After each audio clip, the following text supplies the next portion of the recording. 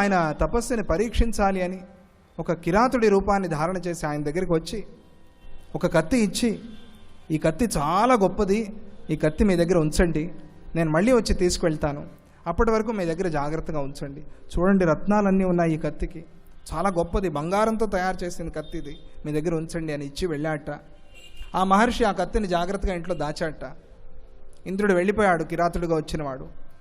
మహర్షి ప్రతిరోజు చూస్తున్నాడు ఆ కత్తిని, అక్కడ గోడ మీద వేలాడదీశాడు, రోజు చూస్తున్నాడు. ఒకరోజు ఈ కత్తి ఎలా పనిచేస్తుందో చూడాలనిపించింది. మెల్లగా కత్తి తీసుకున్నాడు, తిప్పాడు. ఆహా, బాగా శబ్దం వచ్చింది, బాగుంది ఈ కత్తి, ఏదో దీన్ని మనం ఎందుకు పట్టుకుని తిరగకూడదు అనుకున్నాడు. కొన్ని రోజులు అలా పట్టుకుని తిరిగాడు ఊరంతా. అరణ్యంలో దండకమండలాలతో వెళ్ళే మహర్షి దండకమండలాలు మరిచిపోయి ఇంట్లో పెట్టేసి కత్తి పట్టుకుని తిరుగుతున్నాడు. ఈ కత్తితో మొదట్లో కొన్ని వృక్షాలని నరికాడు. చూడండి, మహర్షికి అవసరం అది. తర్వాత ఏవో జంతువులు కనిపించాయి. ఈ జంతువుని కత్తితో కొడితే ఏమవుతుంది అనిపించింది.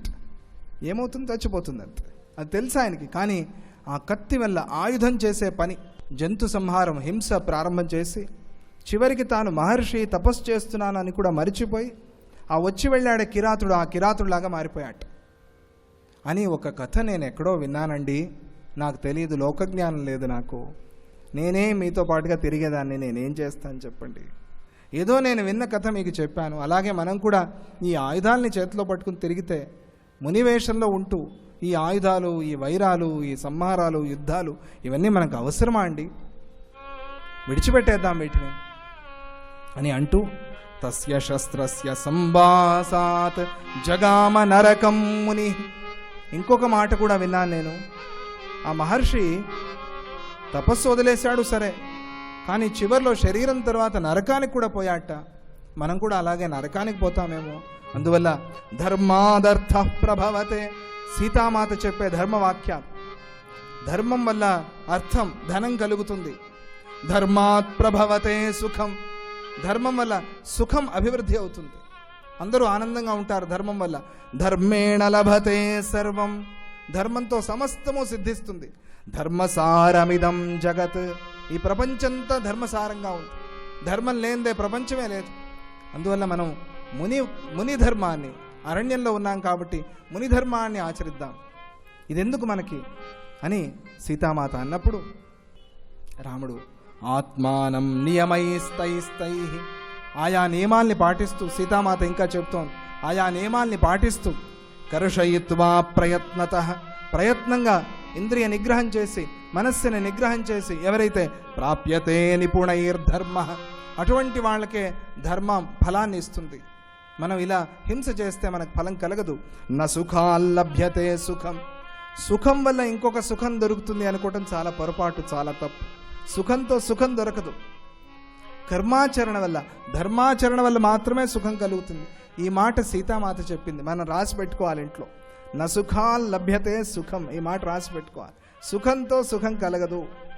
సుఖం కలిగినప్పుడు 100% సుఖాన్ని అనుభవించే అవకాశం నీకున్నా కూడా 99% అనుభవించి ఆ 1% ఎవడైతే త్యాగం చేస్తాడో వాడి సుఖం ఇంకా పెరుగుతుంది అని చెప్పింది శాస్త్రం.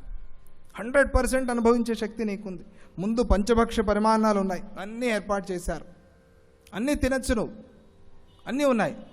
ఆ సమయంలో కూడా ఎవరైతే తనకి ఎంత అవసరమో అంతే పెట్టించుకుని అంతే తింటూ ఆహారాన్ని నియమం చేస్తాడో, ఏదో పెళ్ళిళ్ళకి వెళ్ళినప్పుడు అందరూ పెడతారు, ఆ సమయంలో కాదు, మన ఇంట్లో ఉన్నప్పుడు అన్ని పదార్థాలు మన చేతిలో ఉన్నాయి, అయినా కూడా ఒక ముద్ద ఎవరైతే త్యాగం చేసి దాన్ని బీదలకు పెడతాడో వాడి అన్నం వాడింట్లో తరతరాలు శాశ్వతంగా ఉంటుంది. ఇది శాస్త్రం చెప్పింది.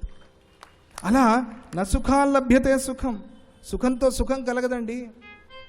మనం ధర్మాచరణ చేద్దామండి, ఇది సీతామాత చెప్పింది. అన్నప్పుడు శ్రీరాముడు, ఆయన తక్కువడా, నా ప్రతిజ్ఞ సరి అయినదే, నేనేమి తప్పు చేయటం లేదు అని అంటూ శ్రీరాముడు చెప్పే కారణాలు. సీత, నా మీద చాలా ప్రేమ ఉంది కాబట్టి నువ్వు ఇలా చెప్పావు. నన్నేదో అవమానపరచాలని, నాలో ఉన్న దోషాన్ని, తప్పుని ఎత్తి చూపించాలని అందుకు కాదు నువ్వు మాట్లాడింది. నాకు తెలుసు, నా మీద ప్రేమతో మాట్లాడావు. అది అర్థం చేసుకునే విధానం అంటే భార్యాభర్తల సంభాషణ, మానసికమైన భాష ఎట్లా ఉండాలి అది రామాయణం మనకు తెలుపుతుంది. కుటుంబానికి చాలా ముఖ్యమైన రామాయణం అండి అది. చాలా అవసరం. ప్రతి ఇంట్లో ప్రతిరోజు రామాయణం వినిపిస్తూ ఉండాలి. అప్పుడు ఇల్లంతా సుఖంగా సంతోషంగా ఉంటుంది. అటువంటి రామాయణం వినిపించాలి. అవసరం ఉన్నా లేకపోయినా ప్రతిరోజు ఒక సర్గ వినిపించాలి మన ఇంట్లో. అటువంటి రామాయణం కుటుంబ కలహాల్ని పోగొట్టే రామాయణం, కుటుంబంలో ప్రేమని, అనురాగాన్ని, ఆప్యాయతని పెంచే రామాయణం. శ్రీరాముడు, నువ్వు చెప్పింది చాలా బాగుంది, కానీ నేనెందుకు ప్రతిజ్ఞ చేశాను? నేను వెళ్ళి రాక్షసుల్ని సంహారం చేస్తానని చెప్పలేదు కదా. మహర్షులు వచ్చి నన్ను వేడుకున్నారు, ప్రార్థన చేశారు కాబట్టి నేను ప్రతిజ్ఞ చేశాను. తెలుసు కదా నీకు. మరి నేనెవరిని? రాజపుత్రుణ్ణి, క్షత్రియుణ్ణి. ఇప్పుడు అరణ్యంలో ఉన్నాను, నా చేతిలో ధనుర్బాణాలు ఉన్నాయి. వస్తున్నప్పుడు నువ్వే ఆ ధనుర్బాణాలకి పూజ కూడా చేశావు. సీతామ్మవారు పూలమాల కట్టింది ధనుస్సుకి, అది గుర్తుపెట్టుకున్నాడు ఈయన. నువ్వే పూజ కూడా చేసావు, అవునా కదా? అవును. నేను ధనుర్బాణాలతో వస్తానన్నప్పుడు నువ్వు ఒప్పుకున్నావా లేదా? ఒప్పుకున్నాను. మరి ఇప్పుడు వాళ్ళు వచ్చి నన్ను ప్రార్థించారా లేదా? అవును, ప్రార్థించారు. మరి ప్రార్థించిన వాళ్ళు నాకు సంబంధం లేదని విడిచిపెట్టేయాలా, లేదా వాళ్ళకి ఆశ్రయం ఇవ్వాలా? ఆశ్రయం ఇవ్వాలి, అవును కదా. మరి అయితే నేను చేసిన తప్పెలా అవుతుంది? నేనే దోషం చేశానని నా మీద అపనిందలు వేస్తున్నావు. నేను చేసింది సరి అయినదే. పైగా మహర్షులు వచ్చి ఇలా చేయండి అని నన్ను ప్రార్థన చేసినప్పుడు నేను చేయకుండా ఉంటే మాట ఇచ్చి తప్పిన వాడిని అవుతాను. సంశ్రుత్య చ వచ నశక్ష్యామి జీవమాన ప్రతిశ్రవం. రాముడి ప్రతిజ్ఞ ఇది.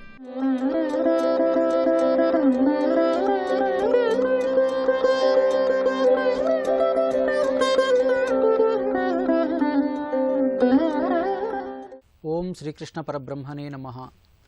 ఎవరి యొక్క అనుగ్రహం ఉంటే గుడ్డివాడు కూడా లోకాన్ని చూడగలడో, ఎవరి యొక్క అనుగ్రహం ఉంటే కుంటివాడు కూడా కొండలెక్కగలడో, ఎవరి యొక్క అనుగ్రహం ఉంటే మూగవాడు కూడా మాట్లాడగలడో, అటువంటి మాధవుని యొక్క దివ్య చరణారవిందములకు శతదా సర్వదా సహస్రదా శిరస్సు వంచి ప్రణమిల్లుతూ పురాణములు వ్యక్తిత్వ వికాస పాఠాలు అనే కార్యక్రమానికి స్వాగతం. భక్తులకు కూడా ఎందుకు కష్టాలు వస్తాయి, కష్టాలు వస్తున్నప్పుడు దాన్ని ఎట్లా ఎదుర్కోవాలి, దాన్ని ఎలా అర్థం చేసుకోవాలి అనేది ఈరోజు మనం తెలుసుకోబోయే అంశం. మనం చాలా చోట్లలో ఈ మాట వింటూ ఉంటాం. చూడండి, మేము నిత్యము పూజలు చేస్తాం, దాన ధర్మాలు చేస్తాం, కానీ మాకే అధికమైనటువంటి కష్టాలు దేవుడిస్తూ ఉన్నాడు. కానీ ఆ ఎదురింటి వాళ్ళు కనీసం వాళ్ళ ఇంటిలో దేవుని యొక్క చిత్రపటం కూడా ఉండదు, వాళ్ళు దానము చెయ్యరు, ధర్మం అసలే ఆచరించరు, కానీ వాళ్ళకే శుభాలు మీద శుభాలు కలుగుతూ ఉన్నాయి. మొన్ననే వాళ్ళ అబ్బాయికి ఒక ఉద్యోగం లభించింది, వాళ్ళ అమ్మాయికి మంచి సంబంధం కుదిరింది అని ఇలా మాట్లాడడం మనం చాలా సందర్భాల్లో చాలామంది దగ్గర నుండి వింటూ ఉంటాం. అయితే భగవంతుని యొక్క పని ఏమిటి, భగవంతుడు కష్టాలు పెడుతున్నాడా అనేది ఒక్కసారి మనం గహనో కర్మణో గతి అని ఒక శ్లోకంలో చెప్పబడింది. కర్మ సిద్ధాంతం అనేటువంటిది అంతటి గహనమైనటువంటిది, అంత లోతైనటువంటిది. దీనికి మనకు స్పష్టమైనటువంటి ఒక అవగాహన కలగాలంటే మనం ఒక్కసారి ఒక చిన్న కథ రూపంలో మనం తెలుసుకునే ప్రయత్నం చేద్దాం. ఒక భక్తుడు తను ప్రయాణం చేస్తూ ఉన్నాడు, అందున ఒక రిక్షాలో ప్రయాణం చేస్తూ ఉన్నాడు. అలా మార్గమధ్యంలో పోతూ ఉంటే దారిలో ఒక కృష్ణాలయం కనబడింది, భగవంతుని యొక్క ఆలయం. భక్తుడు కనుక ఆలయాన్ని చూడగానే ఆ రిక్షావాడిని చూసి, బాబు బాబు కాస్త ఈ రిక్షాని ఇక్కడ నిలుపు, నేను అలా స్వామివారి యొక్క దర్శనం చేసుకుని మరలా తిరిగి వస్తాను, కలిసి ఇద్దరం మనం గమ్యానికి చేరుకుందాం, ప్రయాణం చేద్దాం అంటే ఆ రిక్షావాడు కాస్త నవ్వుతూ, ఏంటండి మీకు కూడా ఇలాంటి దైవ దర్శనాలు లాంటి పిచ్చి పనులు ఉన్నాయా? ఎవరండి దేవుడు? ఆయన ఏమైనా మన కష్టాలు తీరుస్తాడా? ఎవరి కష్టాలు వారిలే తీర్చుకోవాలి. ఈ మధ్యలో దేవుని యొక్క ప్రాశస్త్యం ఏంటండి? నేను కూడా మీలాగే గతంలో ఇలాగే దేవుడి యొక్క భక్తుడిని చాలా పిచ్చి పిచ్చిగా చాలా తీర్థయాత్రలు చేశాను, దానాలు ధర్మాలు యజ్ఞాలు అన్నీ చేసేసాను, కానీ నా కష్టాలు ఏవి కూడా తీరలేదు. చివరికి దేవుడు అనేవాడే లేడు అని నిర్ణయానికి వచ్చి ఈవేళ ప్రశాంతంగా ఉన్నాను, మీరు కూడా నా మాట విని నా మార్గంలోకి వచ్చేయండి అని ఆ రిక్షావాడు ఏదో బోధలు చేస్తూ ఉన్నాడు ఈ భక్తుడికి.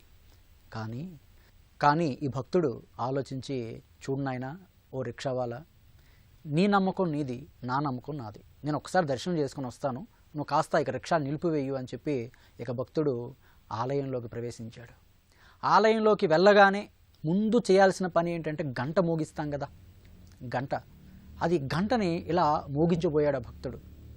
ఇలా గంటని మోగించబోతే ఆ గంటలో ఎప్పటి నుండి ఉందో తెలియదు, కానీ ఒక చిన్న తేలు ఒకటి ఉంది ఆ గంటలో. ఆ తేలు ఈ భక్తుని యొక్క చూపుడు వేలికి కుట్టింది. ఇక తేలు కుడితే ఎంత బాధ తట్టుకోలేకపోతున్నాడు పాపం భక్తుడు. ఇక స్వామివారు నమస్కరించుకున్నాడు, బయటికి వచ్చాడు. రిక్షావాడు చూశాడు, ఈయనలో చిన్న మార్పు వచ్చింది ఈ భక్తుడిలో. ఈయన ముందు ఆలయ దర్శనానికి వెళ్ళినప్పుడు చాలా ఉత్సాహంగా ఆనందంగా వెళ్ళాడు, కానీ బయటకు వచ్చినప్పుడు ఏంటి, ఈయన ఏదో బాధతో, ఒక బాధ తప్త హృదయంతో బయటకు వస్తున్నాడు. ఈయన ముఖంలో ఏదో కష్టం కనబడుతుంది. ఏం జరిగిందని రిక్షావాడు అడిగాడు. ఏమయ్యా, వెళ్ళినప్పుడు సంతోషంగా వెళ్ళావు, వచ్చినప్పుడు ఏంటి ఇలా ముఖం పెట్టుకుంటూ వస్తున్నావు, ఏదో దుఃఖపడుతున్నావు అంటే ఈ భక్తుడు చెప్పాడు, నాకు ఆ గంటలో ఉన్నటువంటి తేలు కుట్టింది అన్నాడు. ఇంకా రిక్షావాడి యొక్క ఆనందానికి అవధులు లేవు. రిక్షావాడు అన్నాడు, చూసావయ్యా, దేవుడు అన్నావు, భక్తి అన్నావు, పూర్వమే చెప్పాను దేవుడు లేదు, రక్షణ లేదు, ఏమీ లేదని, కానీ నా మాట విన్నావా? వినకుండా వెళ్ళావు, దర్శనం అన్నావు. ఇప్పుడు ఏం చేశాడు దేవుడు? నిన్ను తేలు కుట్టింది. నిజంగా దేవుడు అనేవాడు, రక్షించేవాడు దేవుడు అనేవాడు ఉంటే నువ్వు ఆయన దర్శనం కోసం వెళ్తే తేలు కుట్టకుండా నిన్ను దేవుడు కాపాడాలా లేదా? నువ్వేమైనా దొంగతనానికి పోయావా? సరే, నువ్వు దొంగతనానికి వెళ్తే, లేకపోతే ఎవరినైనా అన్యాయం చేయడానికో హత్యలు చేయడానికి పోతే నీకు తేలు కుట్టిందో పాము కుట్టిందో అంటే అది దానికి ఒక అర్థం ఉంది. భగవంతుడు ఉన్నాడు, ఆయన శిక్షించాడు అనడానికి. కానీ నువ్వు మంచి పని చేయడానికి వెళ్ళావు కదయ్యా, దైవ దర్శనం కోసం వెళ్ళావు, ఎందుకు నీకు తేలు కుట్టింది అని ఆ రిక్షావాడు అలా వాగుతూ ఉన్నాడు. దానికి భక్తుడి దగ్గర చెప్పడానికి సమాధానం లేదు. ప్రయాణం సాగుతూ ఉందట. కొంత దూరం వెళ్ళిపోయారు. కొంత దూరం వెళ్ళిపోయిన తర్వాత మార్గ మధ్యంలో ఒక 2000 రూపాయల నోటు ఒకటి అట్లా పడుంది రోడ్డుపై. అది ఎవరికి దొరికిందయ్యా అంటే అది రిక్షావాడికి దొరికిందట. ఇంకా రిక్షావాడి యొక్క ఆనందానికి అవధులు లేవు. రిక్షావాడు నవ్వుతూ అంటున్నాడు, చూసావయ్యా, నువ్వు దేవుణ్ణి నమ్మావు, కానీ నీకు దేవుడు ఏం చేశాడు? తేలు కుట్టింది. నేనేం చేశాను? దేవుణ్ణి తోలనాడాను, దేవుడు లేడన్నాను, తిట్టాను, కానీ నాకు 2000 రూపాయల నోటు దొరికింది. ఇప్పటికైనా నా మార్గంలోకి వచ్చేయి అన్నాడు రిక్షావాడు. కానీ భక్తుడు దానికి సమాధానం చెప్పలేకపోతున్నాడు. అప్పుడు భగవానుడు చూసి, ఈ కలియుగ మానవులు పూర్తిగా భ్రష్టులైపోతూ ఉన్నారు, ఈ కర్మ సిద్ధాంతాన్ని తెలుసుకోలేకపోతున్నారు అని చెప్పి తను ఒక అశరీరవాణిగా భగవానుడు బోధ చేయబోతున్నాడు. ఒక శబ్దం వినబడింది, శరీరం కనిపించట్లేదు. ఓ రిక్షావాడా అని ఒక శబ్దం వినబడగానే రిక్షావాడు చుట్టూ చూస్తున్నాడు, ఎవరు అని. నేను నీకు కనిపించను, కానీ నువ్వు అడిగిన ప్రశ్నకు సమాధానం మాత్రం చెప్తాను, శ్రద్ధగా వినని భగవంతుడు అశరీరవాణిగా చెప్తూ ఉన్నాడు. చూడు, ఆ భక్తుడు నా దర్శనార్థం వస్తే ఆయనకి తేలు కుట్టింది, నేను ఆయన్ని శిక్షించానంటున్నావు, కానీ ఆ భక్తుడిని నేను శిక్షించలేదయ్యా, ఆ భక్తుడిని నేను కాపాడాను అన్నాడట. ఎలా కాపాడానో తెలుసా? ఈయన గత జన్మలో, ఈ జన్మలో అన్ని మంచి పనులు చేస్తూ ఉన్నాడు, కానీ గత జన్మలో కొంత పాప సంస్కారం చేసున్నాడయ్యా ఆ భక్తుడు పాప సంస్కారం మూలంగా ఇప్పుడు ఈ తేలు కుట్టిందే. ఇదే సమయానికి ఒక భయంకరమైనటువంటి ఒక త్రాచుపాము కుట్టి ఈ భక్తుడు మృతి చెందాలి. కానీ ఆ భక్తుడు నా యొక్క భక్తుడు అవడం వలన, నిరంతరము దైవ కార్యక్రమాలు సత్సంగాలు ఆచరించడం వలన ఆ పాము కాటుని నేను తప్పించేశానయ్యా, కేవలం తేలు కాటుతో సరిపెట్టాను అని చెప్పాడు. అంటే ఇప్పుడు మనం అర్థం చేసుకోవాలి, భగవానుడు ఆ భక్తుడిని కాపాడా, శిక్షించాడా అంటే కాపాడాడు. నిజంగా అయితే ఆయనకి తేలు కుట్టి చనిపోవాలి ఆ భక్తుడు, కానీ ఆయన భగవంతుడి యొక్క భక్తుడు కాబట్టి ఆ పాము కాటుని తప్పించేశాడు. నిజంగా అయితే వాడు పాము కాటుతో చనిపోవాలి, కానీ భక్తుడు అవడం వలన ఆ పాము కాటుని తప్పించేసి తేలు కాటుతో సరిపెట్టాడనమాట. ఇది భగవంతుడి యొక్క రక్షణ అంటే. మరి ఈ రిక్షావాడి పరిస్థితి ఏంటి? ఈయనకు 2000 రూపాయలు దొరికింది. ఈయనకి ఎందుకు అట్లా దొరికింది అంటే, యథార్థంగా చెప్పాలంటే రిక్షావాడు ఈ జన్మలో అయితే దుష్ట సంస్కారాలు చేస్తున్నాడేమో కానీ గత కాలంలో కొంత మంచి పనులు చేస్తున్నాడు కదా, ఆ మంచి పనుల యొక్క ఫలంగా ఈ 2000 రూపాయలు దొరికిందే. ఇదే సమయానికి అతనికి 1 కోటి రూపాయలు లభించాల్సిందట. ఆ రోడ్డుపై 1 కోటి రూపాయలు దొరకాల్సింది. కానీ నిరంతరం కూడా దైవ దూషణ చేసి ఆ 99,99,000 రూపాయలని ఖండించేశాడు భగవంతుడు. కేవలం 99,98,000 రూపాయలని ఖండించేసి కేవలం 2,000 రూపాయలతో సరిపెట్టాడనమాట. దీని అర్థం ఏంటంటే భగవంతుడి యొక్క రక్షణ అనేది అట్లా ఉంటుంది. మనకు బాహ్యానికి చూస్తే అలా కనిపిస్తూ ఉంటుంది, కానీ వెనక ఆయన రక్షణ అట్లా ఉంటుంది. అంటే మనం ఇట్లా అర్థం చేసుకోవాల్సింది ఏంటంటే, మనం మంచి పనులు చేస్తున్నప్పుడు కూడా, సత్కర్మలు ఆచరిస్తున్నప్పుడు కూడా ఎందుకు కష్టాలు వస్తున్నాయి అంటే, నీకు మంచి పనులు చేస్తున్నా కష్టాలు వస్తున్నాయి అంటే, ఒకవేళ నువ్వు మంచి పనులు చేయకపోతే ఇంతకన్నా ఘోరమైనటువంటి ఉపద్రవాలు రావాల్సి ఉంది. కానీ నువ్వు మంచి పనులు చేయడం వలన ఆ పెద్ద పెద్ద ఉపద్రవాలు ఆపేసి భగవంతుడు చిన్న చిన్న కష్టాలతో సరిపెడుతున్నాడని మనం ఇక్కడ అర్థం చేసుకోవాలి. ఇది నేటి యొక్క వ్యక్తిత్వ వికాసంలో ఒక అంశం. మరికొన్ని మంచి అంశాలతో మరలా కలుసుకునే ప్రయత్నం చేద్దాం.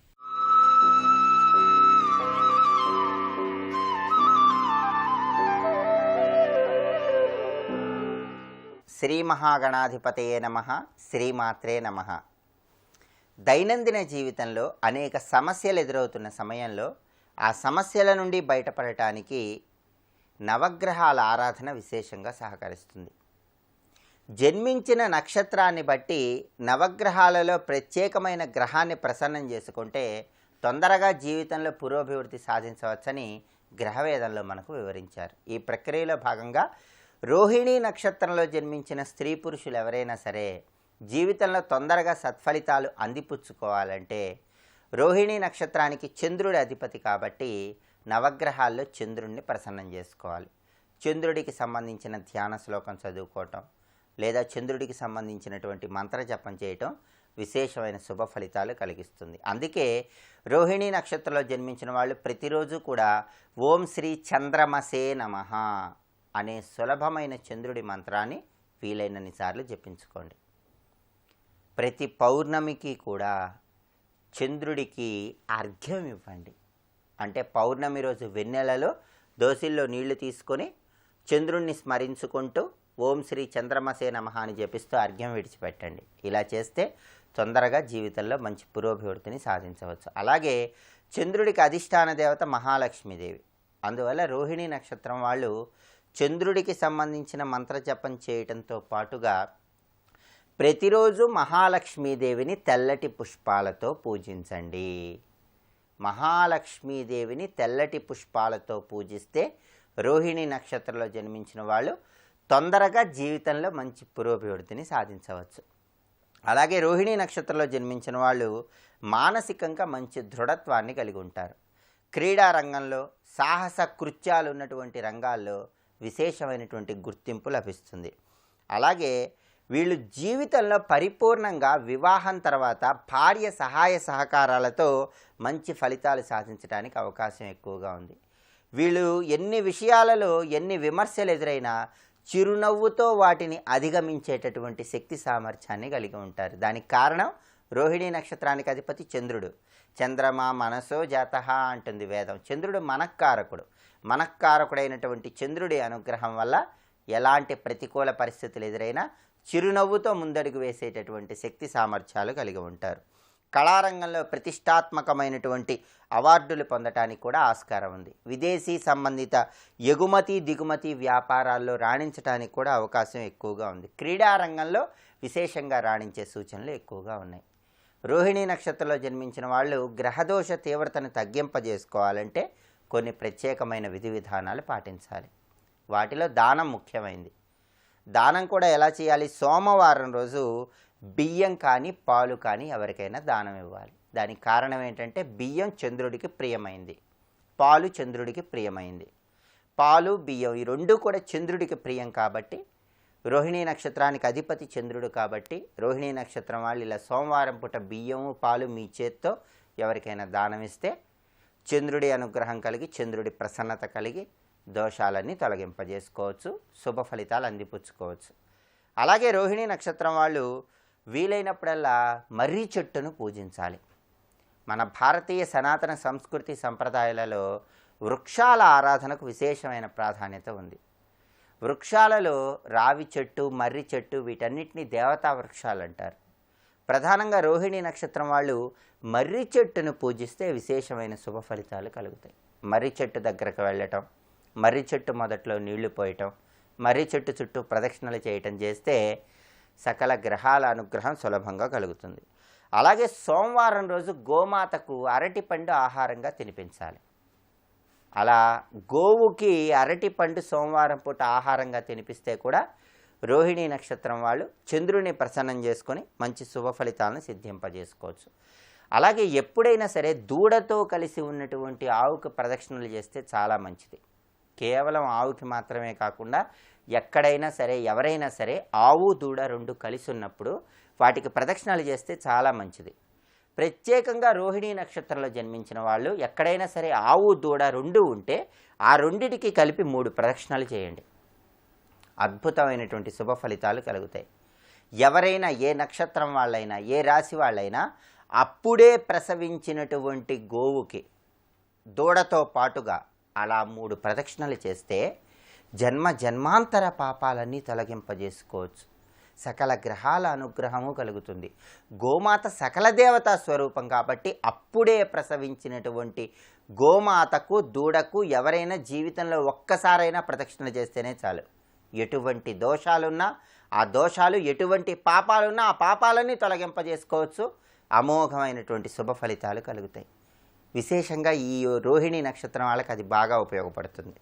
అలాగే ఎప్పుడైనా సరే తెల్లటి ఎద్దు కనిపిస్తే ఆ తెల్లటి ఎద్దుకు కూడా నమస్కారం చేసుకోండి. శివాలయ ప్రాంగణంలో తెల్లటి ఎద్దుకు నమస్కారం చేసుకుంటే రోహిణీ నక్షత్రం వాళ్ళకి మంచి శుభ ఫలితాలు కలుగుతాయి. అలాగే నీటిలో సంచరించే జలచరాలకు ఆహారం వేస్తూ ఉండాలి. అలా చేయటం ద్వారా కూడా గ్రహదోష తీవ్రతను తగ్గింపజేసుకోవచ్చు. ఎప్పుడైనా సరే ఉపవాసం ఉండాలంటే శనివారం ఉపవాసం ఉండండి. శనివారం ఉపవాసం ఉంటే మీకు తొందరగా జీవితంలో కలిసి వస్తుంది.